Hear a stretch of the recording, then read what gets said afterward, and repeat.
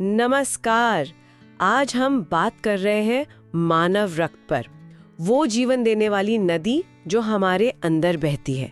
हमारे पास एक YouTube video का ट्रांसक्रिप्ट है, तो देखते हैं ये क्या कहता है। हमारा मकसद है समझना कि भाई ये खून आखिर है क्या, इसके मुख्य हिस्से कौन से हैं और उनके काम क्या हैं। बिल्कुल, तो सबसे पहले ये समझना जरूरी है कि रक्त जो है वो असल में एक संयोजी ऊतक है, मतलब कनेक्टिंग टिश्यू। संयोजी ऊतक मतलब जो शरीर को जोड़ता है। हाँ बिल्कुल, ये पूरे शरीर के अंगों को आपस में जोड़ता है, पोषक तत्व पहुंचाता है, और इसका पीएच मान भी दिलचस्प है, 7.4। 7.4 मतलब थोड़ा सा क्षारीय हुआ है ना, हल्का सा बेसिक। हाँ एकदम, न्यूट्रल से हल्का सा ज्यादा। और ये भी सुना है कि पुरुषों और महिलाओं में इसकी मात्रा अलग होती है। ट्रांसक्रिप्ट में लिखा है पुरुषों में 5.5 लीटर्स, महिलाओं में 5। जी हाँ, औसतन ऐसा ही होता है। ट्रांसक्रिप्ट कहता है इसका कारण हीमोग्लोबिन का फर्क है। हीमोग्लोबिन जो ऑक्सीजन ले जाता है, तो शायद पुरुषों में ज्यादा जरूरत। खैर, ये बनता कहाँ है?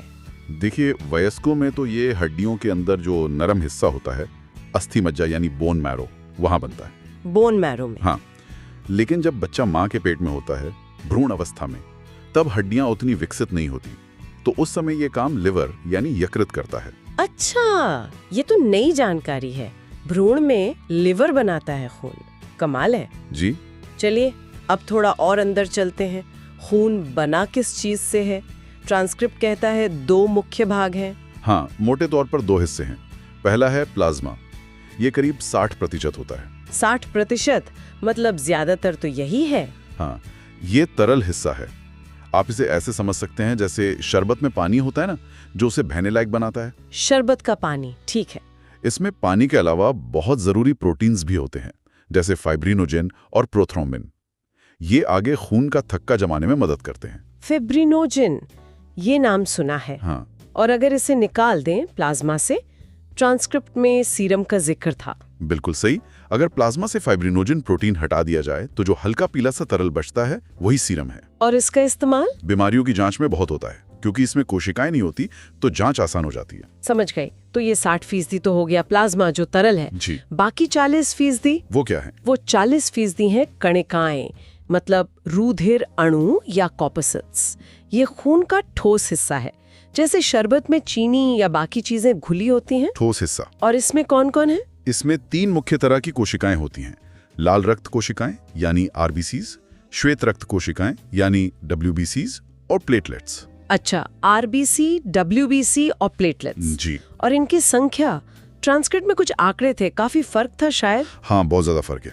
जहां आरबीसीज की संख्या लगभग 50 लाख यानी 5 मिलियन प्रति घन मिलीमीटर होती है, 50 लाख, वहीं डब्ल्यूबीसीज सिर्फ 10,000 के आसपास होती हैं। बाप रे। और प्लेटलेट्स करीब 2 लाख। बाप रे, मतलब 50 लाख आरबीसीज के सामने 10,000 डब्ल्यूबीसीज। हाँ। तो कणिकाओं में तो लगभग 95% सिर्फ आरबीसीज ही हुई। बिल्कुल, ये सबसे ज्यादा होती हैं। इनका तकनीकी नाम है एरिथ्रोसाइट। एरिथ्रोसाइट। हाँ। और ये जीती कितनी है? इनका जीवन काल करीब 120 दिनों का होता है। 120 दिन, ठीक है। हाँ। और इनका आकार? आकार गोल होता है, पर बीच में से थोड़ा पिचकावा, जैसे डिस्क होती है ना, दोनों तरफ से।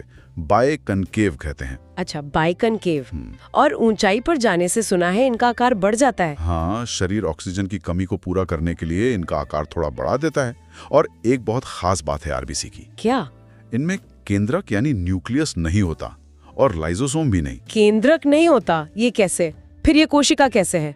और डीएनए जांच, वो तो नहीं हो सकती फिर इनसे। हाँ, डीएनए जांच आरबीसी से संभव नहीं है। केंद्रक ना होना असल में एक तरह का अनुकूलन है। जगह बनाने के लिए? जगह किस लिए? ताकि कोशिका के अंदर ज्यादा से ज्यादा हीमोग्लोबिन भरा जा सके। हीमोग्लोबिन वही प्रोटीन है जिसमें आयरन यानी लोहा होता है, और जो ऑक्सीजन को फेफड़ों से शरीर के बाकी हिस्सों तक ले जाता है। ओह, तो केंद्रक हटा दिया ताकि ऑक्सीजन ढोने की क्षमता बढ़ जाए। कमाल की इंजीनियरिंग है शरीर की। बिल्कुल।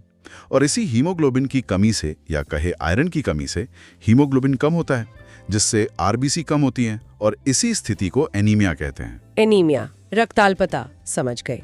पुरुषों में हीमोग्लोबिन थोड़ा ज्यादा होता है, शायद 14 ग्राम के करीब। हाँ, पुरुषों में औसतन 14 ग्राम प्रति डेसीलीटर, और महिलाओं में करीब 13 ग्राम। और 120 डेज बाद ये आरबीसीज जाती कहाँ है? ये प्लीहा यानी स्प्लीन में जाकर नष्ट हो जाती हैं। इसीलिए स्प्लीन को आरबीसी का कब्रगाह यानी ग्रेवयार्ड भी कहते हैं। स्प्लीन, आरबीसी का कब्रगाह, ठीक है। तो ये तो हुई ऑक्सीजन पहुंचाने वाली लाल कोशिकाएं।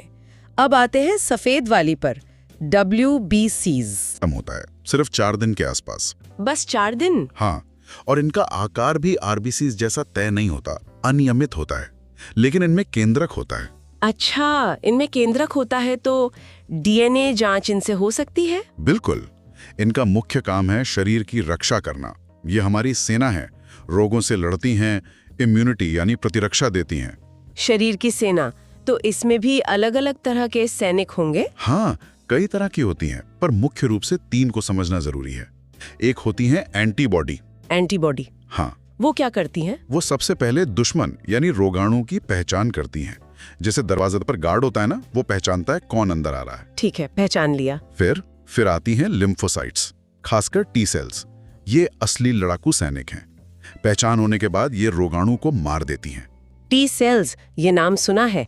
HIV वायरस इन्हीं पर हमला करता है शायद। हाँ, दुर्भाग्य से HIV वायरस सीधे इन्हीं टी लिम्फोसाइट्स को निशाना बनाता है, जिससे शरीर की लड़ने की क्षमता खत्म हो जाती है। बहुत खतरनाक। तो एंटीबॉडी ने पहचाना, लिम्फोसाइट ने मारा।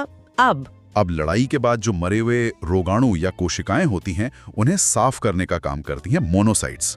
ये सबसे बड़े आकार की WBC होती हैं और मरे हुए कणों को खा जाती हैं, भक्षण कर लेती हैं। अरे वाह, पहचान, हमला और फिर सफाई, पूरा सिस्टम है। कमाल है। जी हाँ। इनके अलावा न्यूट्रोफिल, इओसिनोफिल, बेसोफिल भी होती हैं, पर ये 3 मुख्य हैं प्रतिरक्षा के लिए। ठीक है, अब तीसरे खिलाड़ी पर आते हैं, प्लेटलेट्स। प्लेटलेट्स, इनका तकनीकी नाम है थ्रोम्बोसाइट, हिंदी में बिंबाणु भी कहते हैं। थ्रोम्बोसाइट या बिंबाणु, और इनका जीवन काल करीब 7 दिन का होता है। 7 दिन। और आकार? इनका आकार उत्तल लेंस जैसा होता है, मतलब बीच में से उभरा हुआ, बाइकॉन्वेक्स। अच्छा, आरबीसी थी बाइकॉनकेव, ये है बाइकॉन्वेक्स। और इनमें केंद्रक? इनमें भी केंद्रक नहीं होता। ओके, तो इनका काम क्या है फिर?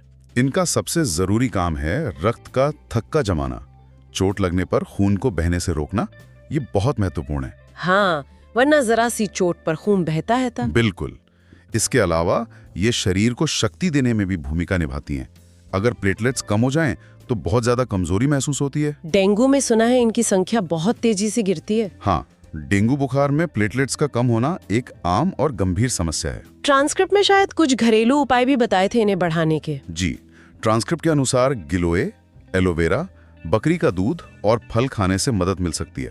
पर हाँ, ऐसी स्थिति में डॉक्टरी सलाह सबसे पहले लेनी चाहिए। बिल्कुल, वो तो है ही। तो ये हो गए खून के मुख्य हिस्से, प्लाज्मा, आरबीसी, WBC, प्लेटलेट्स। इनके अलावा खून और क्या करता है? तापमान नियंत्रण का कुछ था शायद। हाँ, रक्त पूरे शरीर में लगातार बहता रहता है और इस प्रक्रिया में वो शरीर के तापमान को नियंत्रित करता है। लगभग 37 डिग्री सेल्सियस पर बनाए रखने में मदद करता है। और परिवहन पोषक तत्वों का? हाँ, वो भी बहुत जरूरी काम है। प्लाज्मा और आरबीसीज मिलकर पचे हुए भोजन से मिले पोषक तत्वों को, ऑक्सीजन को और कार्बन डाइऑक्साइड जैसी गैसों को, साथ ही यूरिया जैसे बेकार पदार्थों को शरीर में एक जगह से दूसरी जगह पहुंचाते हैं। मतलब एक तरह की डिलीवरी सर्विस भी है ये। बिल्कुल।